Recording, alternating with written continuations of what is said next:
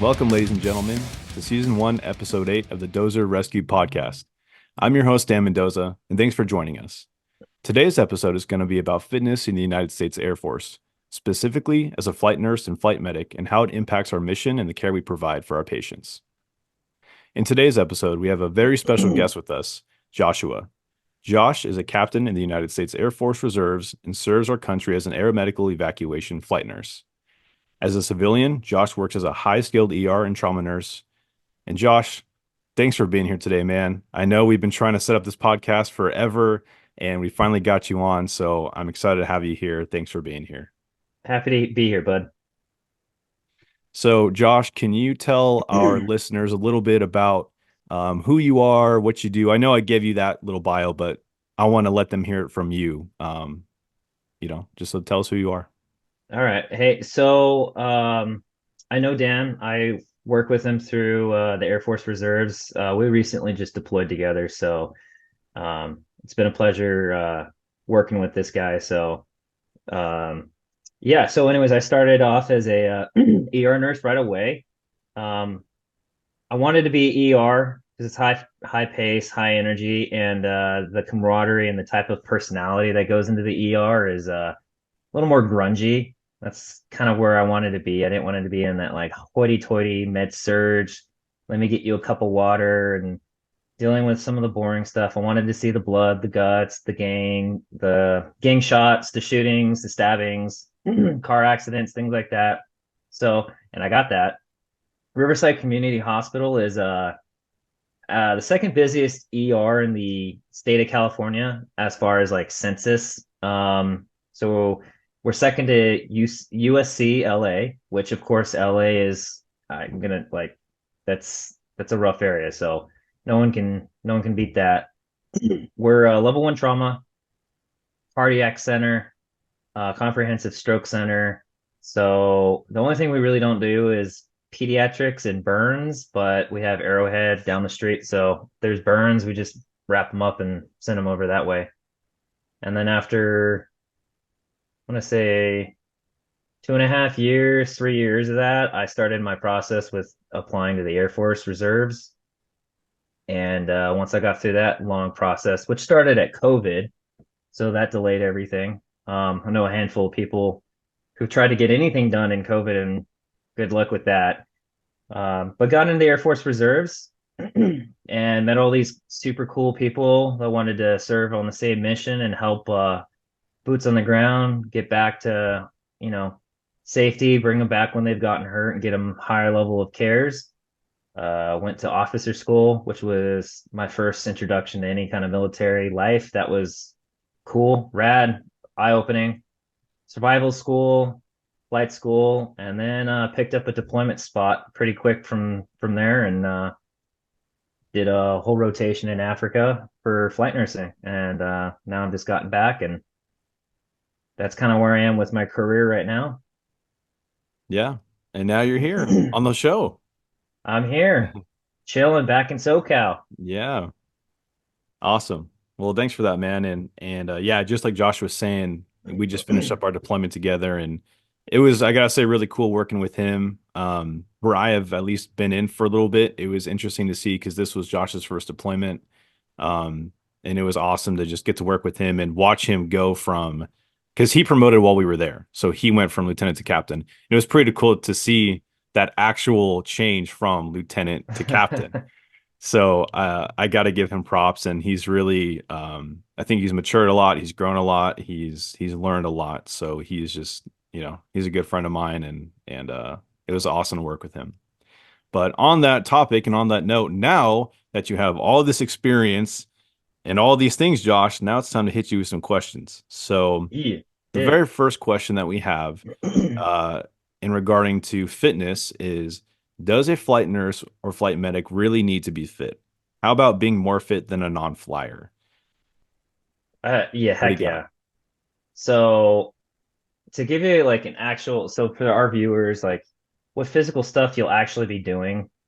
You'll be loading aircraft, moving, patients. Typically you think of your normal soldier who's probably 180 to 200 pounds, might be fitted with kit might not be fitted. They might be just in somewhat of a hospital gown versus they might be in like full camis and maybe body armor, depending on if you're taking them from the field or if you're picking them up from a regulated hospital where they've been cleaned up and packaged and sent off. They're sent with their luggage. That's heavy too. So you're imagining 220-ish pounds split between two people. You're picking them up, kind of doing farmer carries on gurneys, and you're taking them, I want to say easily 50 yards one way. And then now you're either loading them on the ground, waist level, or above your shoulder. Now, you can imagine, yeah, you're going to want to have some strength. So guys in this department might naturally be okay with that. But um, you never know what you're going to get with your teammates. You might have someone who's not into fitness. You might not have someone who's into weightlifting specifically. And it just makes your job so much easier. Uh, you got to take care of yourself, and you don't want to be that person on your team who's struggling and everyone else has to pick up your slack. You don't want to be that person. So Yeah. I think you got to do your due diligence to take care of yourself and be a strong asset physically as well as mentally for your job. Yeah. Something I would like to touch on with that too. You said you don't want to be slacking for your team. When we just went on this deployment, we were running 3-man crews. So just three of us instead of the traditional five. So if you have one or two people that can't lift as much, carry as much, you're putting a huge burden on the one person or Hmm. two people who can lift up higher, who can lift up more weight. Um, and that can affect the mission tempo and how you get things done. So those are all things to just consider. If everyone is on a pretty same level of strength and ability, meaning you can lift high, you can lift a pretty good amount of weight, whether you're a man or a woman, that does play a big part in it. So that leads in kind of to the next question is how does your fitness level impact your actual patient care in the air? So, do you feel like if you're lifting a bunch of heavy litters and equipment, you're setting up stanchions, you're running around sweating, how do you feel like that affects you if you're going to do IVs in a patient or you're doing an EKG lead or, what is your take on that? Oh, so now this is much more endurance based, and I'm still working on this. So you get the whole aircraft loaded up. You've been lifting all the equipment, hundreds of pounds. You might do this 20, 30 times. This includes climbing up some ladders, hanging stuff, running your lines. Sit down, you get to altitude. You're exhausted already. You've already burned through your, glucose reservoirs. If you're out of breath, gassed, and now you have your more fine tasks, starting IVs, things like that. You're going to be gassed, disoriented, distracted. You're not going to be doing a good job. You're going to now be focused on giving yourself self care. And if you're not the priority, right? There's a mission, there's a reason why you're moving the patient. And if you're now having to baby yourself because you just blew out, you know, everything you had to get going, that's not a good look. Um, yeah, so I wish there was more of a standard Hmm. to double back on the last question. There we as flyers we have more of a in-depth physical. It's really just more vision, hearing, cardiac, and it's just really to make sure you don't croak in the air because yeah, it is more of a stressful environment. It's more of a dehydrating environment. There's a little less oxygen, Definitely. and Definitely. you're become a liability if you drop in the air. And this more traditionally comes back from you being a pilot. If you're command of the ship and you go down and then the co-pilot's by himself, that it could be just a bad day. And this is back when they had navigators and things of the sort. I wish there was more of a physical standard with like, hey, you can overhead press X amount this many times in this time period, because then that would set a standard for people coming in, at least with an expectation. I know fitness is starting to get kind of popular, especially with our generation. It's becoming Yeah. like a standard thing. It's a social thing. Yeah. It's a little bit of a status thing for a lot of people. Being physically fit, strong, this and that is as much as it used to be like I drive a BMW. And if that was a standard, then that would be translated into the culture, and it's not entirely into the culture. People definitely get in and going back to being like a bit of a drag with the team. That does happen. And then Yeah, that does 1,000% translate into care in the air. Now, I could sure. say working in the ER, I'm not saying throw your back out, but I hate waiting for other people for help. If I need to roll my patient, pull my patient, um, I can't wait for someone else who's busy charting on or trying to save some dude, CPR, running lines, getting meds. Everyone else is frantically doing their own thing and adding an extra burden to them just so they can step away from what they're doing, help you pull your patient up, and then go back to their medial task.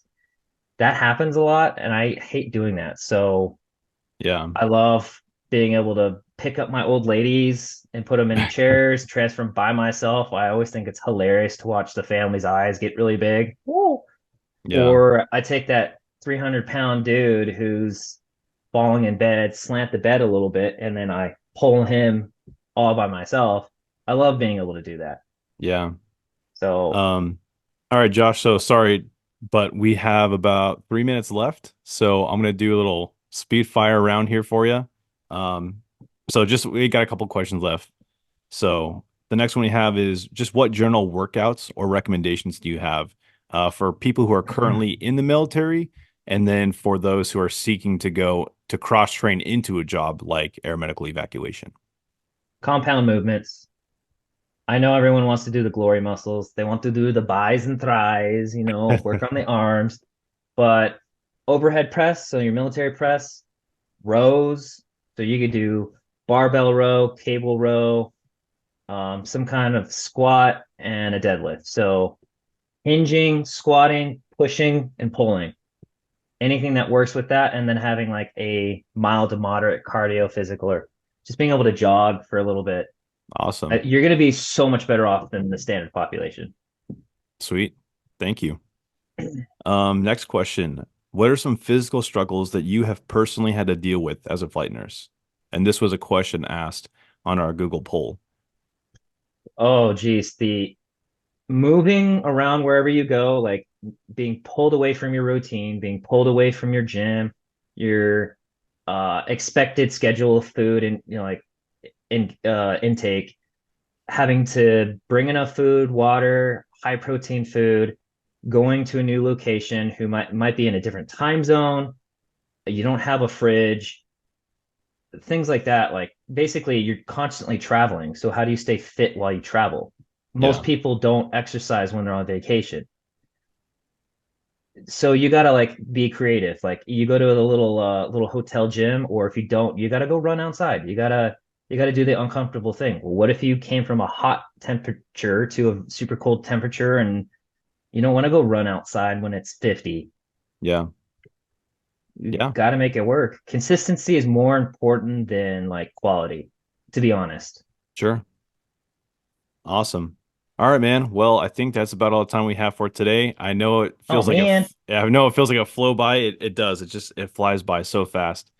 Um, so final thing, we'll do like a quick 10-15 second answer.